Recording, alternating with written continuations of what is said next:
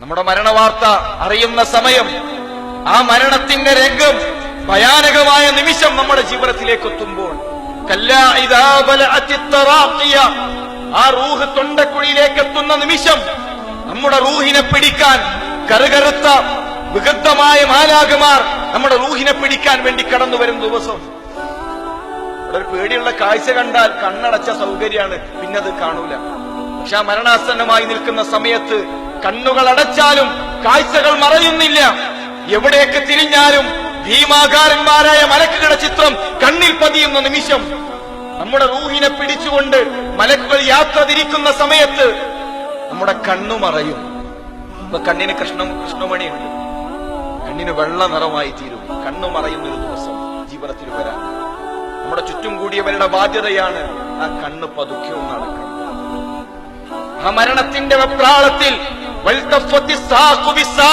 മനുഷ്യന്റെ കണങ്കാലുകൾ കൂട്ടിയടിച്ച് രണ്ടു ഭാഗത്തേക്ക് തെന്നി നിൽക്കുന്നുണ്ടാകും.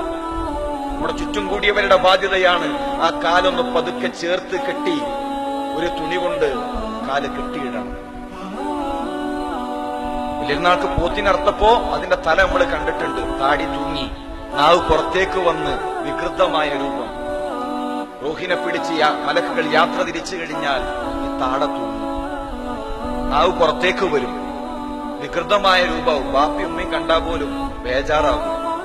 മൂക്കൊന്ന് ചേർത്ത് വെച്ച് താടിയൊന്ന് ചേർത്ത് കെട്ടി ഒരു തുണി കൊണ്ട് നമ്മുടെ മുഖം അവര് കെട്ടും.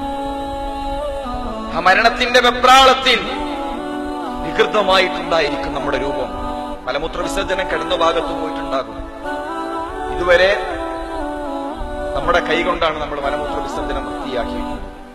എന്നാൽ നമ്മുടെ പ്രിയപ്പെട്ടവർ അവരുടെ കൈകൾ കൊണ്ട് നമ്മുടെ മലമൂത്ര വിസർജനം വൃത്തിയാക്കും. അങ്ങനെ ഒരു ദിവസം ജീവിതത്തിൽ കടന്നു വരാൻ നമ്മെയും ചുമന്നുകൊണ്ട് അവർ യാത്ര തിരിക്കും. ചിലപ്പോ നമ്മൾ പറയും നല്ല മരണാട്ടോ, ചിരിച്ചാണ്ടാണ് പോയത്. മയ്യത്തൊക്കെ കൊണ്ടുപോകുമ്പോൾ വളരെ വേഗത്തിൽ കൊണ്ടുപോയി. പക്ഷേ പ്രവാചകൻ സല്ലല്ലാഹു അലൈഹി വസല്ലം പറഞ്ഞൊരു രംഗമുണ്ട്. ആ മയ്യത്ത് കട്ടിലിലേക്ക് മയ്യത്ത് കയറ്റി വെച്ചാൽ ആ മയ്യത്ത് പറയുന്നൊരു രംഗം, യാ വൈലഹ, എന്റെ നാശമേ, എവിടേക്കാണ് എന്നെ കൊണ്ടുപോകുന്നത്?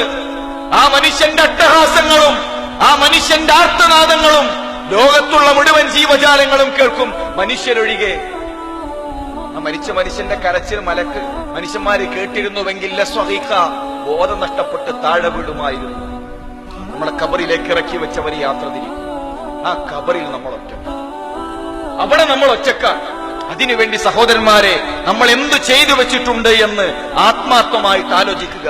അതിനുവേണ്ടി അള്ളാഹുവിന്റെ മാർഗത്തിൽ നമ്മളാൽ കഴിയുന്നത് ചെയ്യാൻ ആരില്ല എന്നുണ്ടെങ്കിൽ